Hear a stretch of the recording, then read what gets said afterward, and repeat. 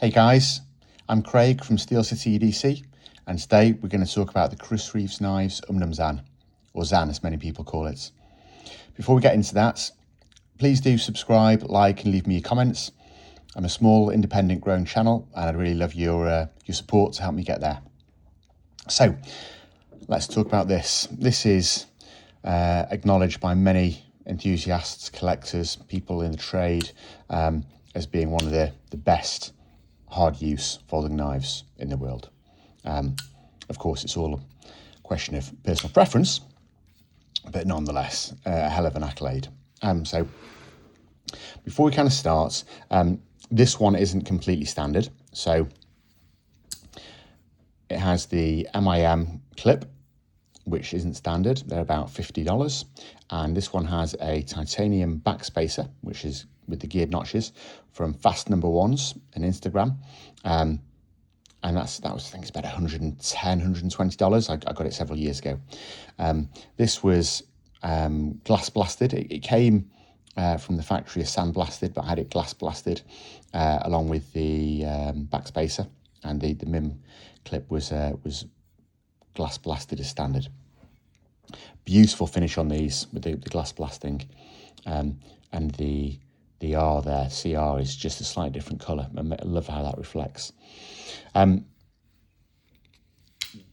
When you get one of these, if you get it new, be prepared to wreck your thumb opening it and breaking it in. Some people tell you to strip it down and lube the pivots, the washers. Some people will tell you just to tough it up and go through it numerous cycles. The simple truth is it's going to hurt your thumb whilst you break it in. Once it's broken in, it'll be fine. This one is broken in. I would say these aren't really an overly fiddly knife. I don't think it has much fidget factor, but I don't think they were designed for that. I think they're designed to be used to be a no-nonsense tool. This little bit here is supposed to be a glass breaker. Personally, I have my doubts about that. I mean, you could use it as a glass breaker, don't get me wrong. You could absolutely, use that. But again, you're then putting massive shock strain on the pivots. Now, this is a tough, overbuilt pivot, so it's probably fine. It just feels a bit strange to me to do that. I think, although this design is fantastic in many ways, I think it would have been a better idea to have a glass breaker attached on the end here, which is a bit more traditional. But anyway, there you go. That's how it is. It's fine. These are full titanium and they come that way as standard. And I love this texturing grip, the checkered pattern you've got here. It's brilliant. The blade is the DropPoint, and this one is in S45VN. Originally, I think they were in S35VN, or probably S30 actually, then S35, now S45, and since then Magna Cuts. And now you can thumb stud open this. I'm not doing a very good job there. There you go, helps with a little bit of wrist. So it is perfectly capable, but I find more pleasure in thumb rolling it. When you're closing it, you have this little tab here, you can see, so you can really easily get to the lock bar to disengage it. Again, it's built to a really high standard. It's really tight tolerances. So whereas some knives, it's really easy to disengage that. I mean, don't get me wrong, it's not hard to disengage it, but if you do it on a regular, you're fidgeting with it and play with it, you will feel it on your thumb. I mean, I can feel it already. And you can see I've got a little mark there in the middle of my thumb where I've just been doing that a few times. So just something to think about if you're interested in one of these knives. I mean, don't get me wrong, I love these things, they're amazing, but they're not that fidgety, at least in my opinion. So let's do a little bit of a size. Well, we'll do a measure first, then a few size comparisons. This is a larger knife, not the biggest, but certainly a larger knife. And you can see we're coming in at 8 3/4 inches. And in terms of, actually, let's get that straight there. So yeah, so actually we're 8.5 inches. There you go, apologies.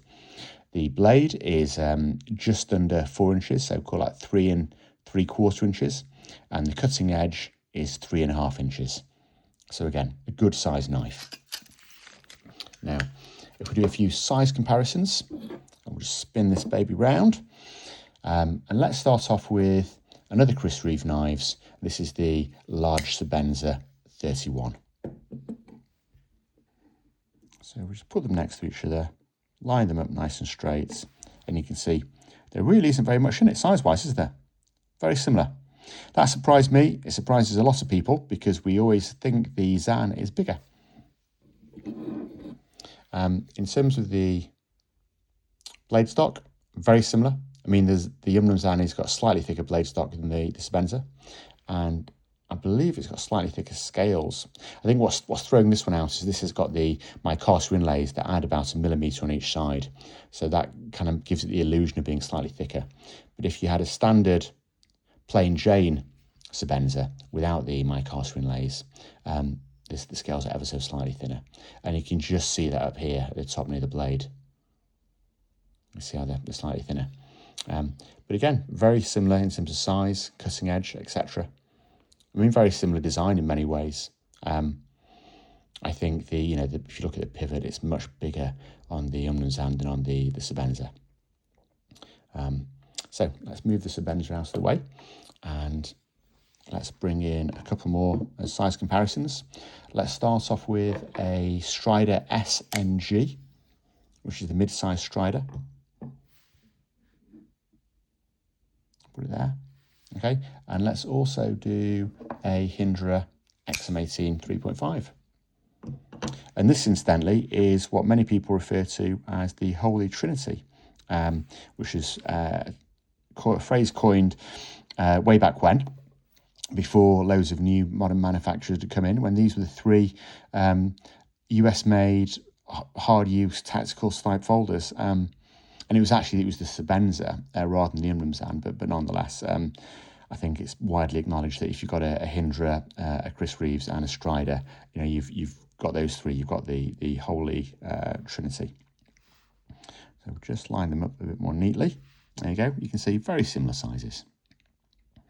The Umnumzaan has more cutting edge than the other two. I've got to be really honest, and this is just my opinion here. I find that the XM18 3.5 and the Strider SNG are both more comfortable to hold and to use than the Umnumzaan. And again, that largely comes down to this little finger tab here for disengaging the lock bar. And because I've got big fingers, if you haven't got such big fingers, it won't be such an issue. My finger fits in there, but when I'm gripping in here, this lock bar tab is digging into my finger. And there's no way around that. It just is. If I was wearing gloves, probably wouldn't be an issue. Most of the time, if I'm using a knife like this, I'm not wearing gloves. And that's mainly because I'm more of a collector than a user. There are lots of jobs where you would be wearing gloves and using it. And if you're doing that, this is probably extremely comfortable. In terms of every other aspects of it is really comfortable, but that would be the niggle.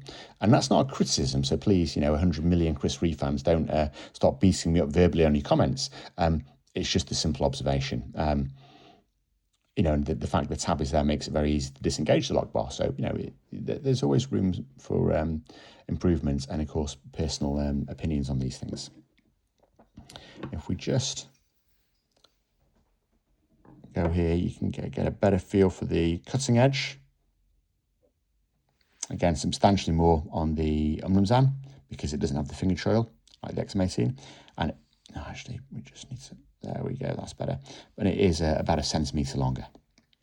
Let's take the Hindra out of the way and let's do the same with the Strider SNG. And again, there we go. Again, the difference is even bigger now because the Strider has the finger choil and the sharpening choil. So again, for about 1 centimetre extra extra length overall, you're getting over 1 centimetre, about 1.5 centimetres of extra cutting edge. So again, it really depends on what you want when you buy a knife. If we compare it to another one, this is the Spartan Harsi folder. And the Spartan Harsi folder is often talked about as if if Hindra and Reeve had a baby, this might be what was kind of coming out of it. I can see where they're coming from. I'm not entirely sure I agree on every aspect, but nonetheless, not dissimilar in terms of the looks. The Spartan Harsi folder is slightly bigger. And you can see that, but it's not much. It's about 1 centimetre overall. Now let's put in another knife. This is the Hindra Knives Eclipse. So we put this in here. And let's just line them up so they're nice and straight. And there you go. Okay, they're really neat and straight now. So again, you see the Eclipse and the Umnumzaan are the same size. Very similar in terms of cutting edge. We take the Spartan Hearty out, I think we'll demonstrate that's a little bit bigger. And let's just turn these facing each other like that. There we go. So you do have a little bit more cutting edge on the Umnumzaan. I would suggest it's not as comfortable to hold or as ergonomic as the Eclipse, but nonetheless, you know, very similar in many ways. The blade thickness is slightly thicker on the Eclipse, but there's really not much in it. So let's take this away, and let's just weigh this beauty whilst I've got it in my hand. Get the scales out, let them power up. Okay, here we go. So this comes in at 5.1 ounces. Okay, something to bear in mind. I think the MIM clip is about the same weight as the normal clip, but this has got the tie backspacer on it. Now, I don't think that weighs very much, but nonetheless, you know, it would be slightly lighter without that.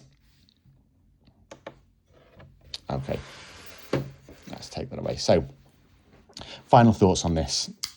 I love this. I think it's a brilliant knife. Absolutely brilliant.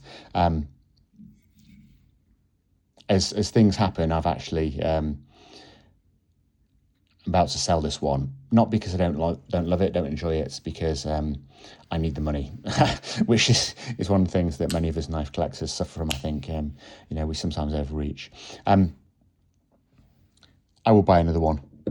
I absolutely will. I've been very lucky. I've got this and the DropPoint version and the Tanto version, and I love them both. And having them both in my collection, they both have to go, but you know, I'll absolutely get them back again when I'm in a slightly better place. These cost $550 if you're in the US, or they're about £650 if you're in the UK. We pay import tax on stuff, so that means they're a bit more expensive. Fits in the pocket really well. Solid, chunky knife, highly dependable. As long as you're not looking for something that's going to be fiddly, you know, fidget factor, fiddly. Now, when I say fiddly, that's what I mean. I think this is an absolutely almost perfect knife. But with those few little niggles I mentioned. If you're looking for something that's fidgety, I wouldn't recommend this, to be quite honest. But yeah, I can't speak highly enough of them. They're fantastic. Anyway, so there you go. I hope you've enjoyed this overview of the Chris Reeves Knives Umnumzaan in this DropPoint. I'm Steel City EDC.